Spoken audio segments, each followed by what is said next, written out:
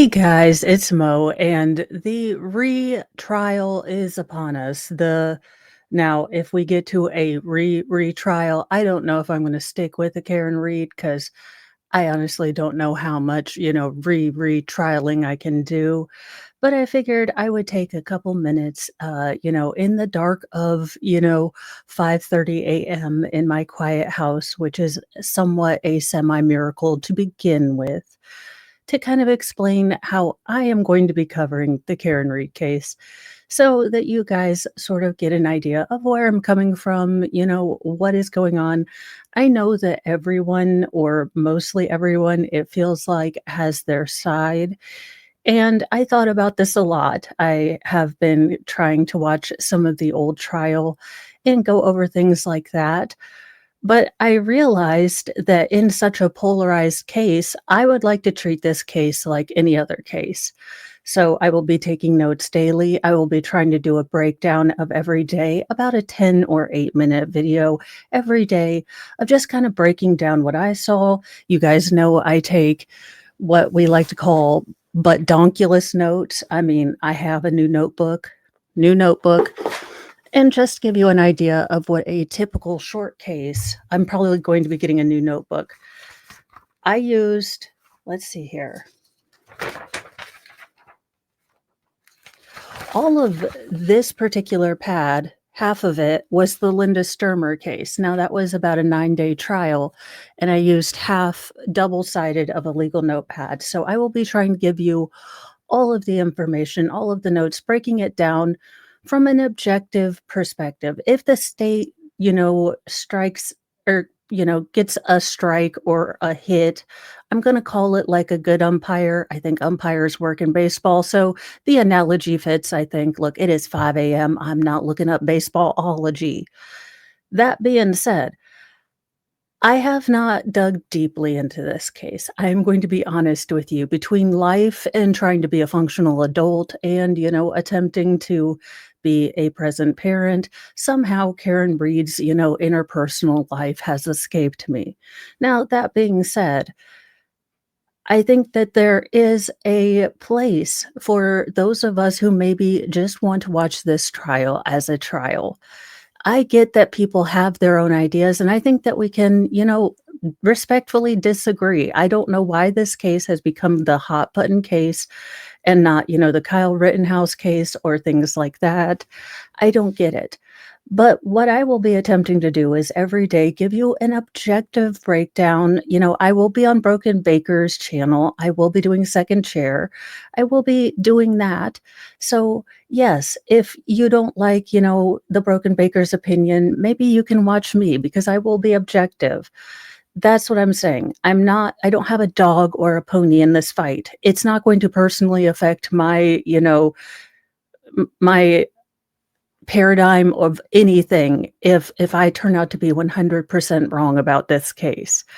I am simply approaching it like any other case.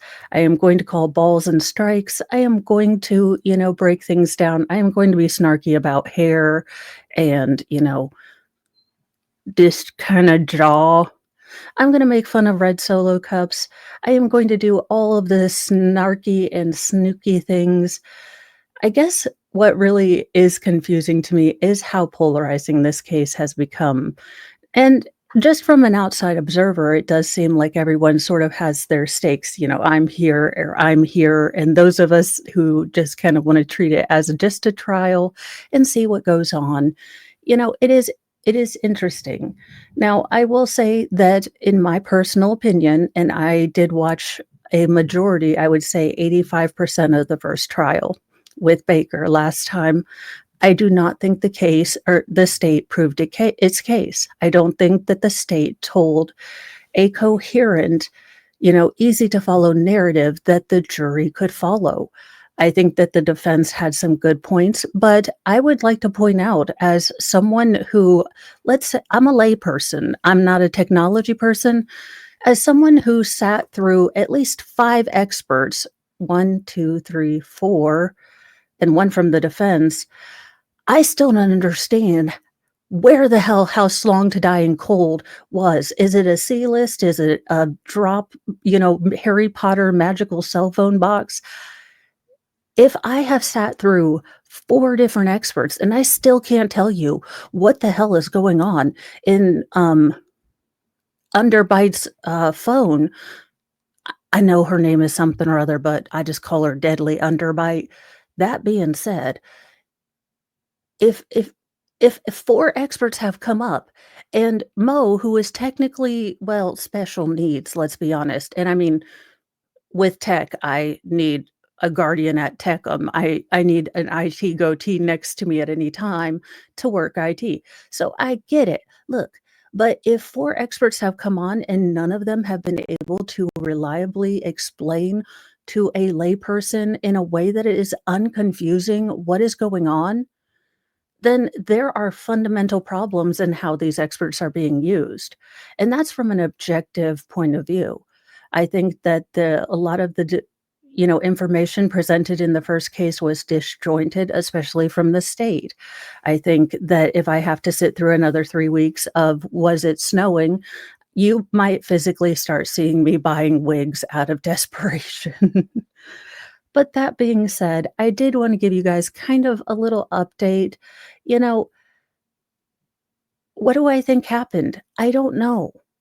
Do I think that we're ever going to get the truth? No. Do I think at the bottom line, the tragedy of this case is that the investigation from the very word go was already compromised. And I'm not talking about a grand conspiracy, although if proven, I will believe the grand conspiracy.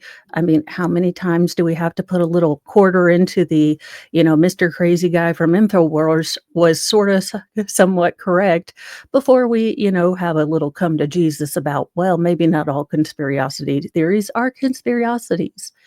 That tangenting off, the use of red Solo cups, the fact that actual detailed crime scene photos weren't taken, the fact that, you know, pieces were found here, there, yonder, days apart, never really truly documented where they are.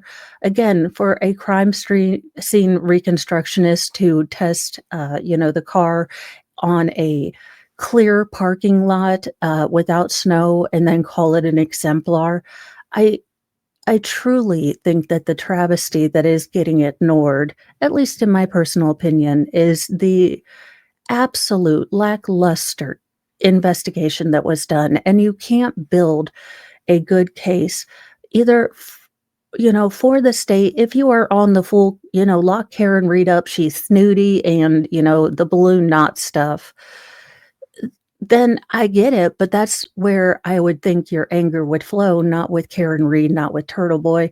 But I am getting off the point. I guess what I wanted to say when I was rambling is that I will be trying to give an objective, you know, alternative or just an objective take with all of the Mo sass, all of the Moisms, just kind of giving you a blueprint. We will still be doing Lori Vallow. I should be doing those uh, in the evening, or we might do those, every other evening. I don't know. I am really having to honor my body, which is so frustrating because I thought we were going to be in spring and ready to go. But, uh, you know, it is what it is. So everything will still be happening. I just kind of wanted to give my thoughts, just in case you were wondering how I'm going to cover this, what's going on, that kind of thing.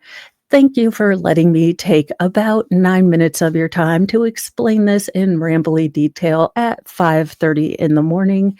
I hope that you all have a wonderful day. I can't wait to, go into this trial with you guys, learn new things, maybe see new perspectives, and have all the snarky fun and make fun of all the hair in the underbite. Look, ma'am, there are braces, and maybe if you ate a hamburger, your jaw wouldn't look that's mean. Look, I wake up every morning like, "You need to be like Jesus," and then every morning I'm like, "That being said, Imma let y'all go. Be kind to yourself. Be kind to others, but carry a sassy mouth and a can of bitch fire because, kindness doesn't equal doormat anymore. I will see you for Mornings with Mo. Give me an hour of your time to go through the headlines, true crimes, and absurdities every morning at 8 a.m. on the weekdays, and possibly looking to expand when life gives me more hours in the day and I can be a functional human being for 2 days in a row. It would be interesting. Bye, you guys.